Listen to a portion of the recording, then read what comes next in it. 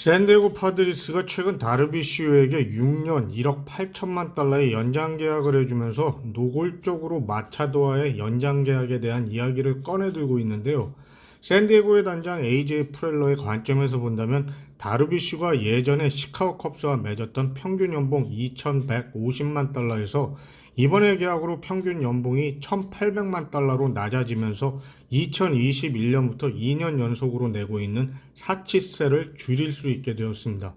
사치세를 줄이기 위해 평균 연봉 약 350만 달러를 낮추었는데, 이렇게 되면 샌디에고로서는 23년에 약 332만 5천 달러의 세금을 세이브하게 되는 것뿐만 아니라 24년에도 사치세를 거의 낸다고 보게 되면 2년 동안 약 665만 달러를 세이브하게 되는 것이죠. 거의 700만 달러요.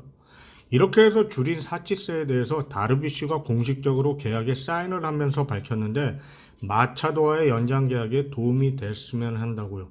이번에 다르비슈와의 계약을 포함한 현재까지 샌디에고의 2023 페이롤은 2억 3,774만 7,878달러로 2023 CBT 기준인 2억 3,300만 달러를 이미 474만 7,878달러를 넘긴 상태입니다. 하지만 시즌이 시작되면 예상 페이롤은 CBT 기준치를 훨씬 넘기는 금액이 될 것이기 때문에 사치세도 그만큼 늘게 될 것이 확실합니다. 이런 가운데 다르비슈의 계약 내용이 공개되었는데요. 겉으로 봐서는 다르비슈가 상당히 구단에게 양보를 많이 한 연장 계약처럼 보입니다만, 첫 3년간 6,500만 달러를 받기 때문에 다르비슈에게는 별로 큰 손해라고 보여지지는 않습니다. 참고로 이번 오프 시즌에 필라델피아와 4년 계약을 한 타이완 워커와 평균 연봉이 1,800만 달러로 같은데요. 제가 따로 자료를 보여드리지 않아도 다르비슈와 워커의 연봉이 같다는 게 말이 됩니까?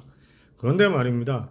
프렐러가 원했던, 다르비슈가 원했던, 결론은 서로 윈윈하는 계약으로밖에 보이지 않는 이유가 있는데요.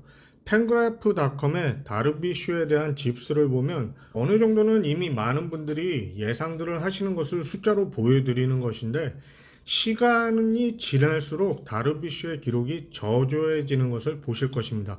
특히 이닝 수를 보시면 3년 후부터 현저히 떨어지는 것을 보실 거예요.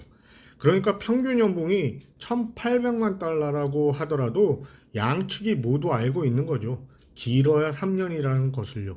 프렐로로서는 마차도의 계약이 잘 되면 좋고, 뭐 안 되더라도 다르비슈를 최소 2년 정도는 팀의 로테이션에 둘 수 있는 점이 있고요. 다르비슈 역시 3년간 6,500만 달러를 먼저 받기 때문에 평균 연봉에 대한 거부감이 없을 것이고요. 친일계 쪽 유튜버들이 말하듯이 인성이 좋다면 2년 후 성적이 안 좋으면 스스로 깨끗하게 은퇴를 해도 믿질 게 없으니까요. 뭐 구질구질하다면 끝까지 남아서 먹튀란 소리를 들을 것이고요. 아무튼 프렐러가 다르비슈를 이용해서 마차도를 압박하는 형태가 되었는데, 솔직히 마차도가 이에 대해서 어떤 대응을 할지도 많이 궁금합니다. 한 시즌만 잘 참으면 매치나 양키스가 좋은 대우로 데려갈 것인데 말이죠. 이렇게도 또 한번 생각을 해봤는데요. 마차도는 그렇다고 치더라도 이번 딜의 결과로 남게 되는 약 700만 달러를 다다음 시즌에 FA가 되는 하성킴에게 사용하면 어떨지 말입니다. 그렇게 되면 평균 연봉 1,500만 달러 이상은 될 수 있지 않을까 싶은데요. 현재 700만 달러에 다르비슈와의 계약에서 남은 700만 달러까지 했어요. 물론 프렐러가 그 전에 어떤 또라이 짓을 또 할지 아무도 모르지만요. 야구가 아니네요. 너무 복잡합니다.